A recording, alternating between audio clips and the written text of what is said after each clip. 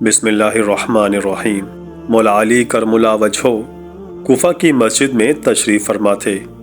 مجمع میں شام سے آیا ہوا ایک مسافر بھی تھا۔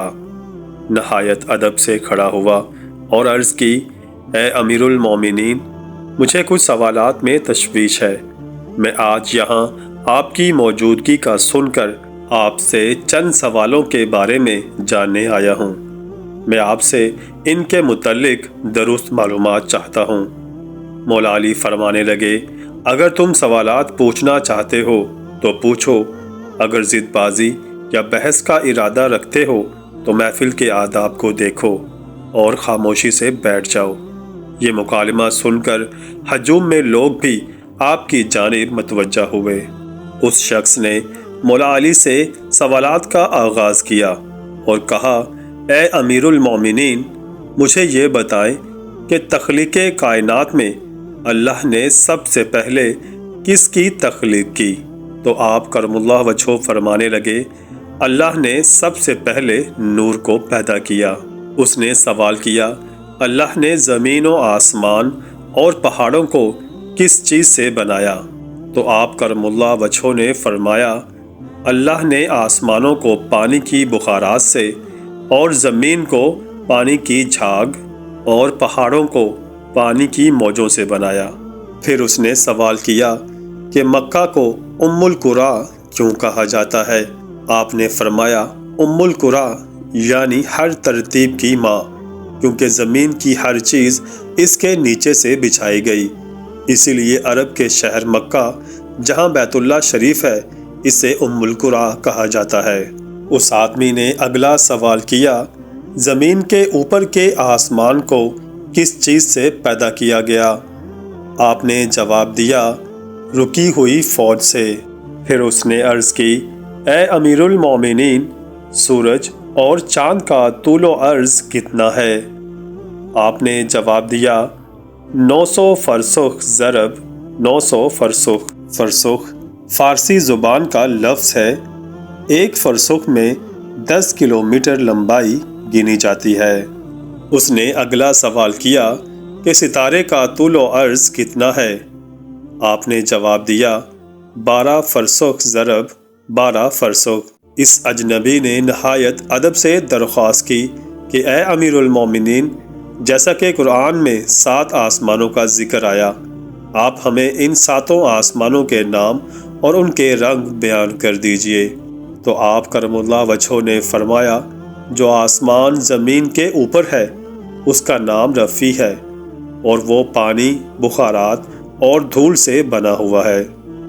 دوسرے آسمان کا نام کیزوم ہے اور اس کا رنگ تانبے جیسا ہے۔ تیسرے کا نام مودون ہے اور اس میں ملے جلے رنگ ہیں۔ چوتھے آسمان کا نام ارفعلون ہے اور اس کی رنگت چاندنی جیسی ہے۔ پانچویں آسمان کا نام حیون ہے اور اس کی رنگت سونے جیسی ہے۔ چھٹے آسمان کا نام عروس ہے اور وہ سبز یاقوت کا بنا ہوا ہے۔ ساتویں آسمان کا نام اجمہ ہے اور یہ سفید موتیوں سے بنا ہوا ہے۔ اس آدمی نے اگلا سوال کیا، اے علی، آپ مجھے یہ بتائیں، بیل وہ واحد جانور ہے جس نے آسمان کی طرف اپنا سر نہیں اٹھایا، ایسا کیوں؟ آپ کرم اللہ وجہہ نے جواب دیا، جب سے قوم بنی اسرائیل نے گوسالہ کی پوجا کی تھی تبھی سے بیل شرم کے مارے آسمان کی طرف سر نہیں اٹھاتا۔ گوسالہ ایک سنہری رنگ کا پتھر یا بچڑا تھا جسے موسیٰ علیہ السلام کے دور میں سامری جادوگر نے اپنی جادوئی مہارت سے بولنے اور حرکت کرنے کی طاقت دی تھی، اور موسیٰ علیہ السلام کی غیر موجودگی میں بنی اسرائیل نے اس بچڑے کی پوجا کی تھی۔ مجمع میں موجود تمام لوگ مولا علی کرم اللہ وجہہ کی حاضر جوابی اور علمی قابلیت سے متاثر ہو رہے تھے۔ شام سے آئے ہوئے مسافر نے اگلا سوال پوچھا، اے امیر المومنین، وہ کون سے نبی تھے جنہوں نے ایک ہی وقت میں 2 بہنوں سے شادی کی تھی؟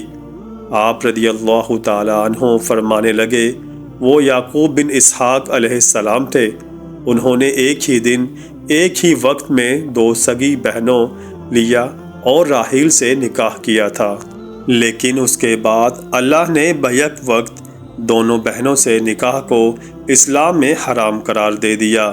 اس آدمی نے اگلا سوال پوچھا، مد و جزر کیا ہے؟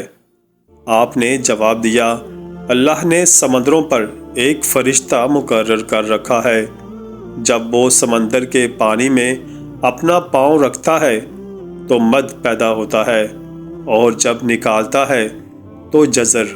اسی طرح مد و جزر سمندر کے پانی کو خود بخود بلند ہونے اور کم ہونے کے عمل کو کہتے ہیں۔ اس آدمی نے اگلا سوال کیا، یہ بتائیں کہ جنات کا باپ کون ہے، اور اللہ نے جنات کی طرف کس نبی کو مبعوث کیا تھا؟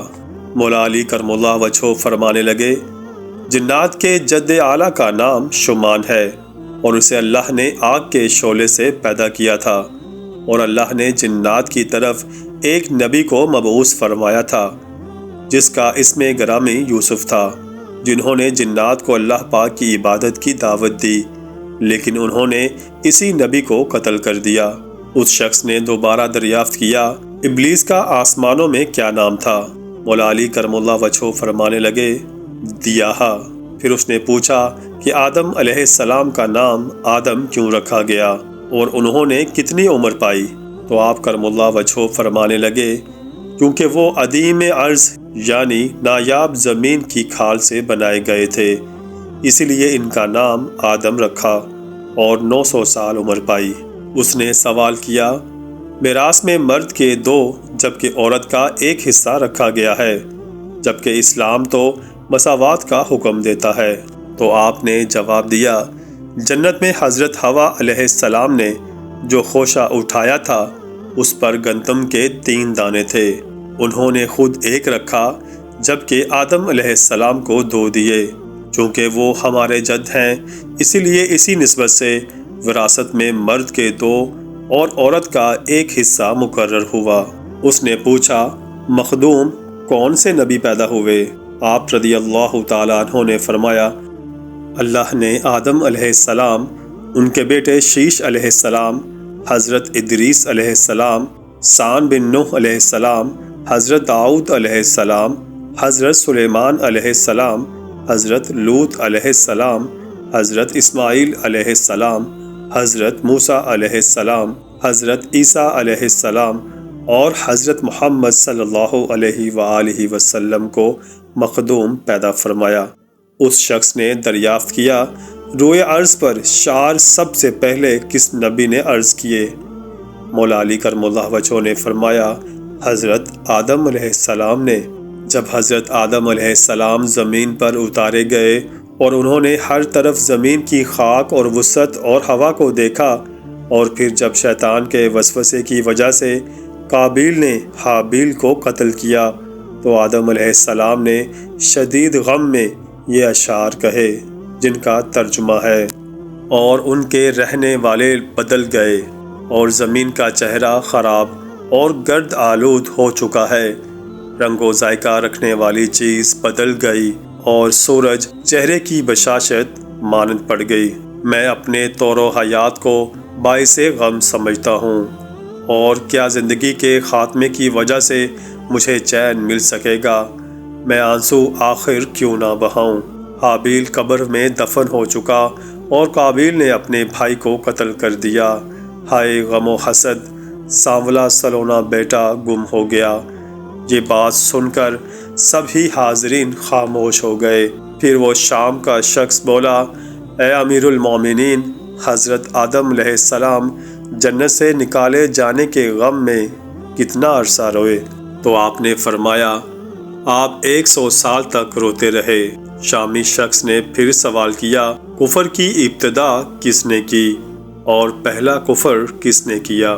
تو آپ نے جواب دیا، کفر کی ابتدا ابلیس سے ہوئی، اور وہی کائنات کا پہلا کافر ہے۔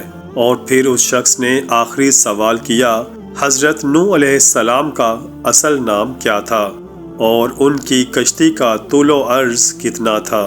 مولا علی کرم اللہ وجہہ نے جواب دیا، نوح علیہ السلام کا اصل نام سکن تھا۔